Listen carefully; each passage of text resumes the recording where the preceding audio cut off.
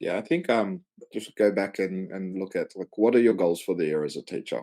Um, Mm, so what is it that you have for yourself in your classroom? Are you just sort of just trudging along and taking it week by week, or what are some of the things that you want to achieve? At the end of each week, at the end of yeah. each term, and we'll get into these when we start to talk about scope and sequences and planning and all that. But I think being prepared is very, very important. Going in with the right headspace is very, very important. Remember, it's a new year. The kids are coming in new. Like you might have a student already on your list where you've already got this like anxiety about having multiple ones of these kids, and it's like, well, Mm, you can be anxious, but that's going to affect the way you go into that classroom. So, really, just clean slate with every single student. Don't go with any sort of preconceptions, ideas, preconceived ideas about how they will behave because they might surprise you. Who knows what they've done over the holidays? And I think, for you as a teacher, that can be something that will throw off a lot of people.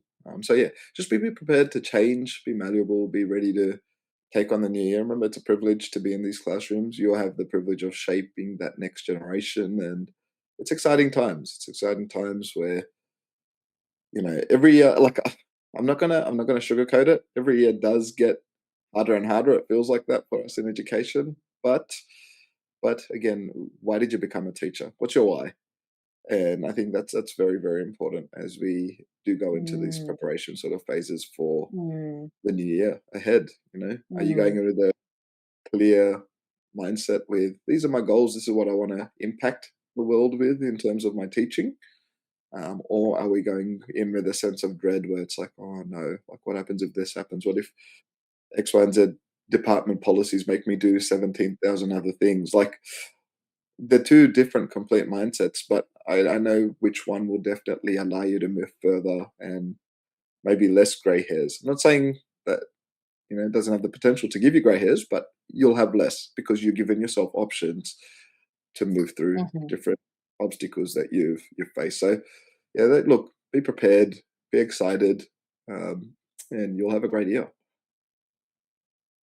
Yeah. Well, something that I really latched onto from what you just said was having your why being represented within your space, within your classroom. I think that's really key. And when you look cool, calm, and collected and organized, that will reverberate to the students as well. And like you said, we all have a fresh slate that year, ourselves, our students, our rooms. So why not try and get on the front foot as best you can, but also exactly like you said, don't worry about if you have to adjust or pivot, and be prepared to, because we do that a lot in education.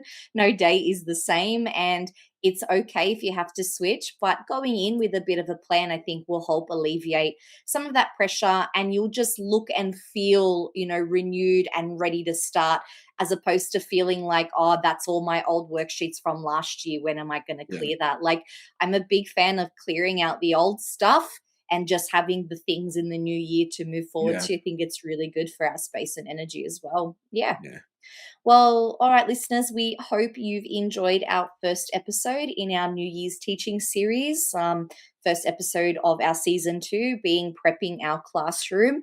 I know that Adriel has offered some really, really fabulous ideas and strategies.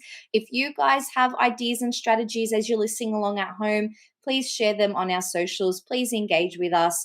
If you look on our socials, you'll see, we've got our email, we've got a website, we've got social media accounts. We are ready and waiting to hear from you guys.